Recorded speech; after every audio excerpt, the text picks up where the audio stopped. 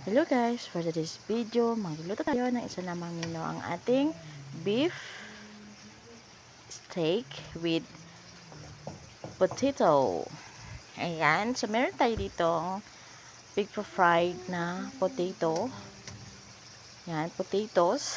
And then, bigbalatan ko lang yan guys at hiniwa ko ng ganyan. Ayan. So, depende sa inyo guys kung anong hiwa ang gusto nyo sa isang patatas. Pag gusto nyong lagyan. Pero, pwede rin naman wala. As sibuyas lang ilalagay nyo guys. So, sa akin gusto ko may patatas. Kaya, ayan, nilagyan ko siya at fried ko siya ng ganyan. And, wag masyadong brown ang pagka fried kasi titigas. So, ayan, meron ako ditong hiniwang sibuyas, pabilog ito guys.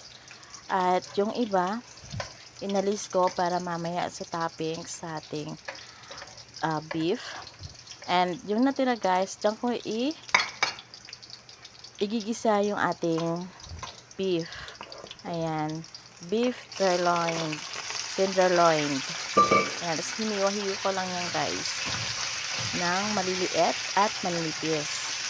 Ayan lang siya ang aking paghiwa. Ayan, so gisahin lang natin. Yung iba guys, nilagyan nila ng bawang. So ito pala guys, ay minarinate ko na siya sa ating soy sauce, paminta, yung ating kalamansi, at meron din niya na yung durog na bawang. Ayan, yung ating pagmarinate dito guys. At konting seasoning. Ayan. At ito na. Niluto ko na siya. Ginisa ko na yan guys. At nilagyan ko rin ng pampalasa ulit ng ating soy sauce, ating liquid seasoning, paminta. Ayan, paminta. Konting sugar guys dito. Yan, para medyo may asim, tamis at alat. So, pinaghalo-halo. Ayan, ganyan lang. At hintay lang nating maluto ito. Ayan, nilagyan pa ng konting toyo kasi nakulangan ako sa lasa guys. Ayan, ganyan lang yan ang pagluto ng ating beef steak. Ayan, depende sa inyo guys kung ano yung paano kayo magluto ng beef steak. Pero ako, ganito pa aking pagluto. And hindi ko siya nilagyan masyado ng tubig. Ayan, kunti lang ang nilagay ko dyan kasi natutubig lang yung kusa. Ayan, isang lang, yung maliit lang na cup ang aking nilagay na tubig para lumambot ang ating beef.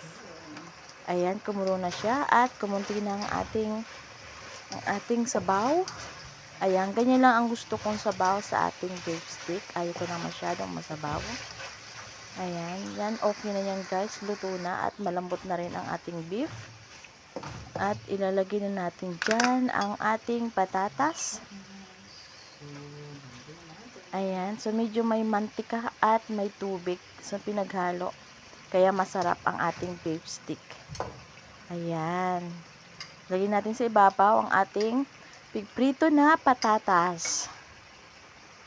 Ayan, para maganda tingnan. At ilalagay natin yung ating sibuyas. Yan, ganyan lang ang aking pagluto. Kaso napakasimple at madali lang siyang gawin pero masarap.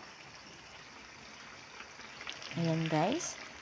So, nasa inyo na ang paano kayo magluto ng beef steak. Kasi ito ang aking paraan ng pagluto. Iba-iba tayo guys. Ayan na guys, luto na ang aking beef steak with patatas. Thank you for watching guys. Bye!